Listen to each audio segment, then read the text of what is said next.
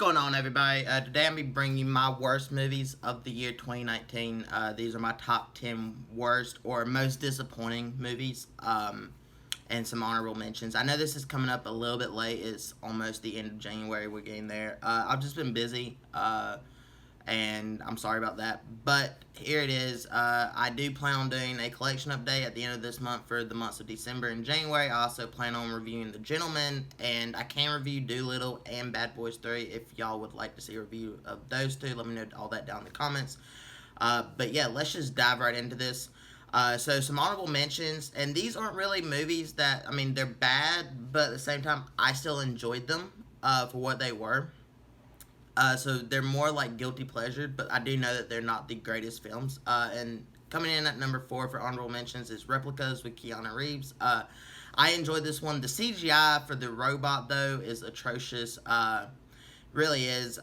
It just that was horrible. That's some of the worst CGI that I've ever seen. But you know the storyline was good. Keanu Reeves is awesome as always. So you know I did enjoy this one. Next up is the newest Hellboy. I just rewatched this one. I enjoyed it more the second time than I did in the theaters. Still not the best, but I do like it. For the most part, I have my flaws with it, but you know I still enjoyed it. But it's not a great film.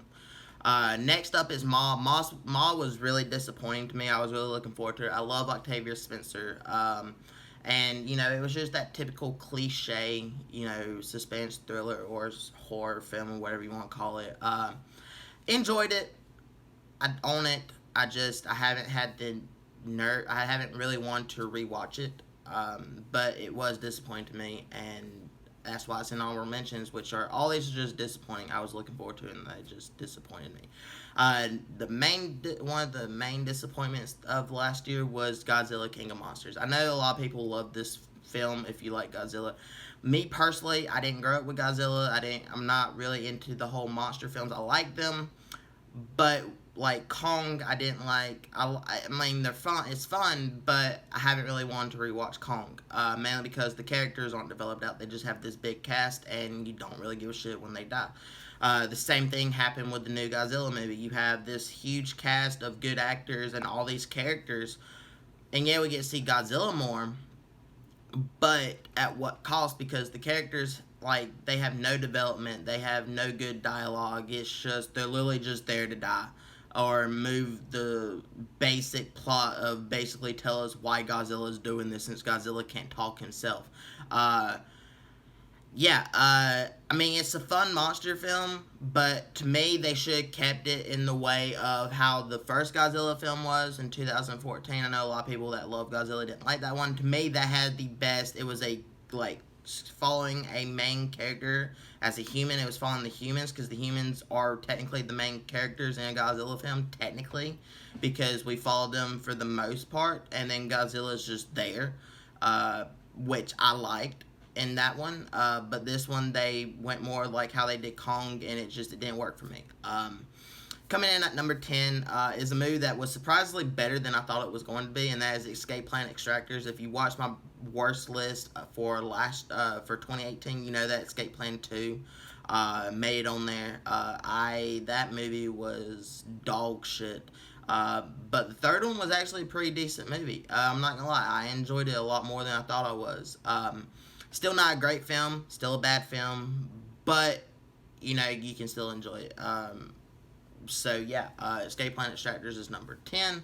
Number 9. These are more still just disappointments. Like, you know, they were alright, but they're not like complete dog shit. You know, they're just like maybe a D minus to a C minus type films. Just because I didn't see a lot of shitty fucking movies last year, which I'm honestly glad about. Number 9 was Hustlers. I enjoyed this one. I liked the story, but I felt like it went on for too long, and the majority of the characters could have been cut out or whatnot. It's not a bad film. It's just not as good as I thought it was going to be. Number 8 was Yesterday. Again, not a bad film. I just didn't really enjoy it. It's a good looking film. It's well acted. Just for some reason, I couldn't get into it. I didn't really care for it. And I honestly, I don't know if I'll ever rewatch it. I bought it for my mom and my brother because they wanted to see it, but honestly, on that, I don't know if I'll ever watch it again. Next up was a huge fucking disappointment, and that's Triple Frontier. I was looking forward to this movie ever since I heard about it, and then I had people recommend it to me just by the cast alone. But this was a very generic, action heist film with a group of ragtag soldiers, breaking in, doing a heist. It was very predictable. It was very cliche. Well acted, well shot. It's just because of those cliches, it kind of brought the movie down for me, and I didn't really care for it. Some of it I was bored during it, and some of it I wanted to see more of this character, but we didn't. Type deal. I don't know. It was just very cliche, and I couldn't get past that fact. If you can get past the clichéness, you might enjoy it. It has really good like some decent dialogue in some scenes, but a lot of it's just cheesy. Number 6 is Booksmart. Booksmart, I know a lot of people loved. I did not. I did not like this film, really at all. It made me chuckle a couple times. Some of the side characters are the ones that made me chuckle, but neither of the main girls made me laugh. Gigi, Jason Sudeikis' character, the kid, I always forget the kid's name, but his actual actor's name, but he was in the reboot of Vacation. He's in Santa Clarita Diet. That kid, all those 3 characters were really the only, whenever they were on screen, is the ones that made me laugh. And I like the girl that was the lesbian, the one friend, who's in fucking Last Man Standing. I think she's great.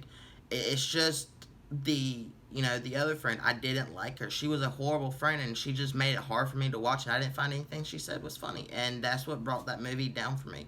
And honestly, I didn't really enjoy it. Number 5 was Cold Pursuit. Liam Neeson film, very cliche, very typical, and the story was just completely boring. I was bored throughout the majority of this film. And that's saying something that, should be a fun action Liam Neeson film. And typically, if it's a fun action film, I can get into it. Like Bad Boys, I could get into Bad Boys. Because that's all it is. It knows what it is. It's not trying to be too serious. Cold Pursuit was really just serious, and it had this really dark tone, and it just, I don't know, it didn't work the way it was directed. It didn't work the way it was edited. I couldn't get into it. Number 4 is Six Underground. This is the latest Michael Bay film on Netflix. First 30 minutes of this movie is nothing but action. And I'm typically okay with Michael Bay films with being action, because like I said, action movies can be fun. Transformers films, I enjoy those. Do they have the best fucking story, or are they the greatest films of cinema? No, but they're fun action films. Six Underground, if it wasn't for Ryan Reynolds, I probably would have turned the movie off, or Dave Franco in the first 30 minutes. Honestly, how the hell those 2 actors, they got them to be in this film, I have no fucking clue.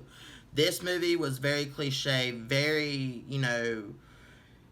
just the story wasn't that interesting. Some of the characters were decent, and actually the story was a little bit decent. It was very cliche, but for me, that made this movie so fucking horrible and atrocious was the editing. The way they edited the action sequences and everything, I couldn't look past that. It was so jar-rating and just looked bad and made the film look bad, and I think the film went on for a little bit too long.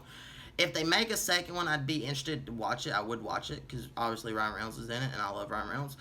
But they gotta get a new editor.